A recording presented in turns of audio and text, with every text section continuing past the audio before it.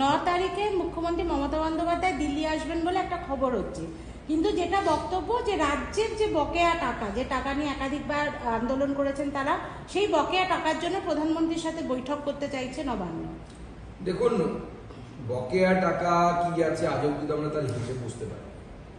আজকে একটি খবর বেরিয়েছে, আপনারা নিশ্চয়ই জানেন যে পশ্চিমবঙ্গে এটি সর্বভারতীয় ইংরেজি পত্রিকায় খবর বেরিয়েছে 50% বাচ্চারা মিড ডে মিলে থেকে তারা খাচ্ছে না, মিড ডে মিল খাচ্ছে না। এক কথা যদি 4000 কোটি টাকার ব্যালেন্স আছে হচ্ছে মিড ডে মিলের অ্যাকাউন্টে। কেন্দ্র সরকার যে টাকা পাঠিয়েছে সেই টাকা খরচই করে, সেই টাকা কোথায় যাচ্ছে, কি হচ্ছে, আমরা কিছুই বুঝতে পারছি না। কেন্দ্রের টাকা তো লুট করার জন্য নয়, কেন্দ্রের যে টাকা জনগণের টাকা, এই জনগণের টাকা ঠিকমতো কাজে লাগানোর জন্য। আর আমরা তথ্য প্রমাণ দিয়ে দেখিয়েছি আপনাকে, ট্যাক্স ডিভলিউশন বলুন বা কেন্দ্রের তরফ থেকে গ্যারান্টি নেট বলুন, সব কিছুতে মমতা বন্দ্যোপাধ্যায় যখন কেন্দ্র সরকারের অংশ ছিলেন, অর্থাৎ ইউপিএ 1 এর সময়, এবং পরবর্তী সময় এখন ইন্ডি গঠবন্ধনের অংশ মমতা বন্দ্যোপাধ্যায় ইউপিএ 2, তাদের 10 বছরে যে ট্যাক্স ডিভলিউশন ছিল তার 4 গুণ 5 গুণ টাকা আমরা ট্যাক্স ডিভলিউশন হিসেবে মমতা বন্দ্যোপাধ্যায়কে দিয়েছি, পশ্চিমবঙ্গকে দিয়েছি। 1 লক্ষ কোটি টাকা পেতে পাওয়া যেত, তাকে 5 লক্ষ কোটি টাকা ট্যাক্স ডিভলিউশন হিসেবে মমতা বন্দ্যোপাধ্যায় পশ্চিমবঙ্গ পেয়েছে। মেট্রোতে আমরা টাকা বাড়িয়েছি, প্রত্যেকটি জায়গায় কেন্দ্র সরকার। আমরা তো রিপোর্ট কার্ড পেশ করছি, তৃণমূল কংগ্রেস রিপোর্ট কার্ড পেশ করুক না। ইউপিএ 1 ইউপিএ 2-তে তৃণমূল কংগ্রেসের বাংলা কত টাকা পেয়েছে, বা আমাদের বাংলা কত টাকা পেয়েছে, আর আমাদের মোদিজির সময় কত টাকার প্রকল্প পেয়েছে, কত টাকা রেলওয়ে যে প্রকল্প, সেই প্রকল্প পেয়েছে। চূড়ান্ত শুরু হতে চলেছে এবং তার একটা বড় পার্ট এবার জাতি জনগণনা হবে, জাতি গণনা। তৃণমূলের তরফ থেকে বলা হচ্ছে যে এই সবটাই করা হচ্ছে ভোটের কথা মাথায় রেখে, বিহার ভোটের কথা মাথায় রেখে জাতি জনগণনা করতে চাইছে বিজেপি। দেখুন, জাতীয় জনগণনা নিয়ে সব থেকে বেশি লোকসভাতে কারা চিৎকার করত? আমরা তো জাতীয় জনগণনার বিরোধী নই কোনো। কংগ্রেস সব থেকে বেশি চিৎকার করত, রাহুল গান্ধী বারবার বলতেন। এবং শুধু তাই নয়, রাহুল গান্ধী এর আগে যে রাহুল গান্ধীর পার্টি এর আগে জাতিগত জনগণনার বিরোধিতা করে এসে বলা, সেটাই সেই পাপ থেকে চোখ ঘোরানোর জন্য রাহুল গান্ধী বারবার করতেন। তাহলে বিহারের ভোটে তো কংগ্রেসও আছে, বিহারের ভোটে তো আরজেডিও আছে, তারাও জাতীয় গণগণনার পক্ষে ছিলেন। অতএব তৃণমূল কংগ্রেস কি বলছে এটা ইররিলেভেন্ট। হ্যাঁ, জাতি গণনার ইম্প্যাক্ট একটা জায়গায় একরকম হবে, সেটা রাজনীতি ক্ষেত্রে হয় আলাদা আলাদা ইম্প্যাক্ট। থেকে তাকে তুলে নিয়ে গেছে বাংলাদেশের বিজিবি এবং তাদেরকে 4 ঘন্টা সেই জওয়ানকে আটকে রেখেছে বিনা কারণে। ফ্ল্যাগ মিটিং হওয়ার পর তাকে ছেড়েছে। এবার প্রশ্নটা হচ্ছে যে যখন পাকিস্তানে এরকম ঘটনা ঘটেছিল তখন ভারত অত্যন্ত কড়া পদক্ষেপ নিয়েছিল, কিন্তু বাংলাদেশের ক্ষেত্রে কেন্দ্র যেন কিছুটা নরম এটা মনে করা হচ্ছে।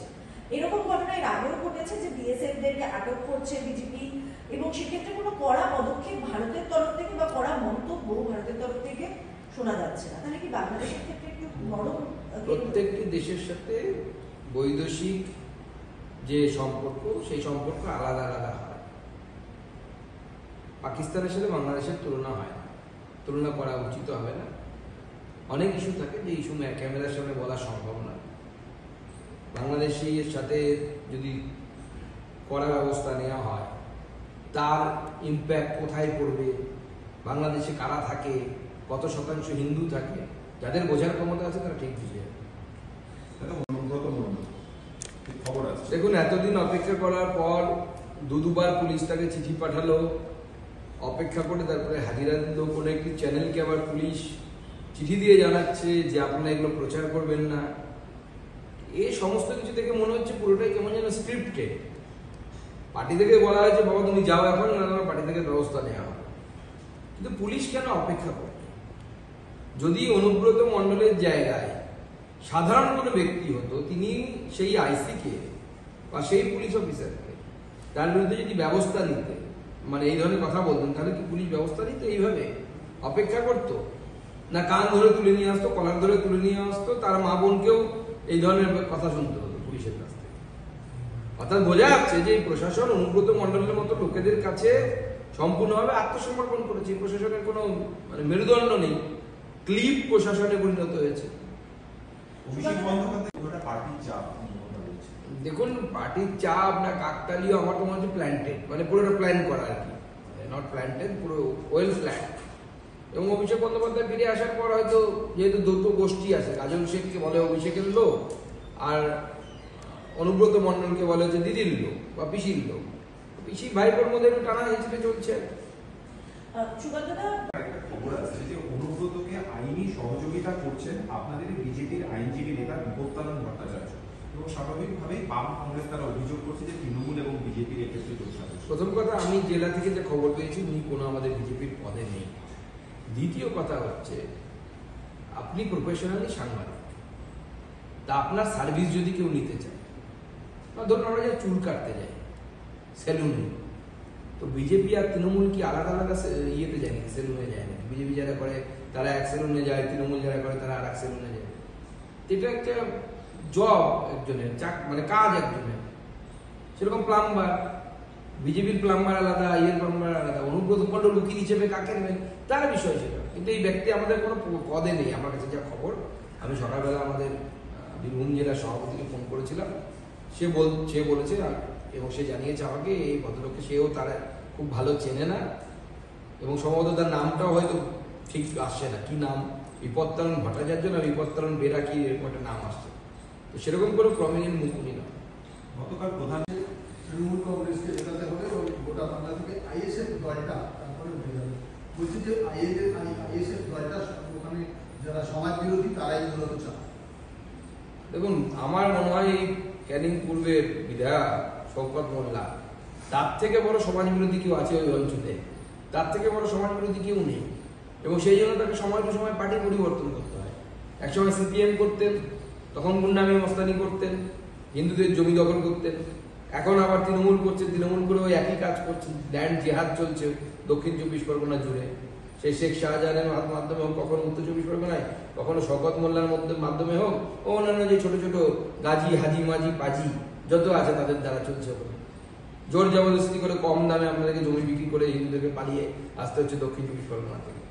এটা হচ্ছে, এরাই সব থেকে বড় গুন্ডা। আর এই সব গুন্ডাদের টাইট করবো 26-এ বিজেপি সরকার তৈরি হওয়ার পর। এদের হয় বাংলাদেশ পাঠাবো, না এরা গর্তের মধ্যে ঢুকে দেবে। পশ্চিমে হচ্ছে মর্মান্তিক, অ্যাম্বুলেন্স ঢুকতে পারেনি রাস্তা খারাপ হওয়ার জন্য। সেখানে বাঁশের মাচায় করে রোগীকে নিয়ে যাওয়া হচ্ছিল, রাস্তাতেই মারা গেছে। 2025 সাল পশ্চিমবঙ্গের গ্রাম যেখানে অ্যাম্বুলেন্স যেতে পারছে না। কি কত জায়গা লাগবে আপনার বলুন? এরকম আছে, আমি লিস্ট দিয়ে দেবো।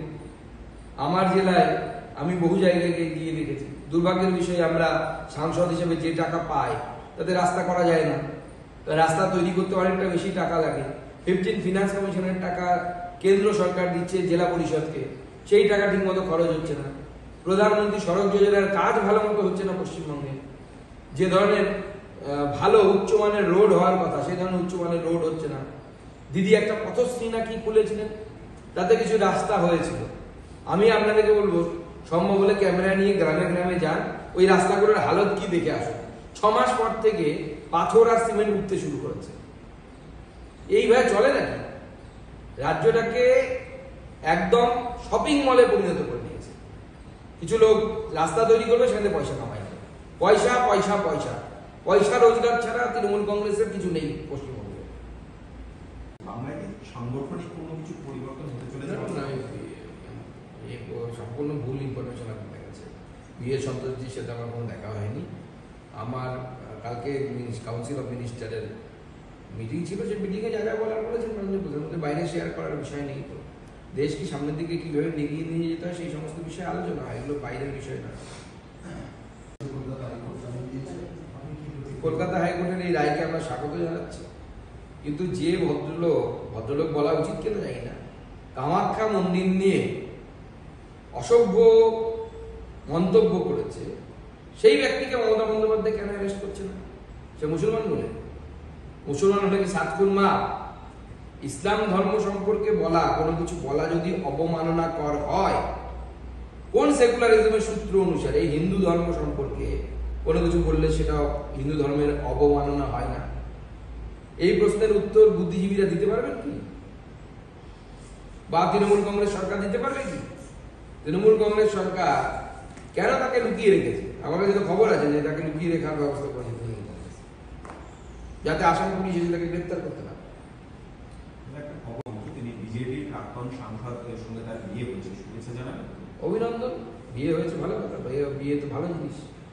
বিয়ে করেছেন দুজনকেই আমার তরফ থেকে, দুজনেই আমার কলিগ ছিলেন 17তম লোকসভাতে, 18তম লোকসভাতে মহুয়া মৈত্র আমার কলিগ।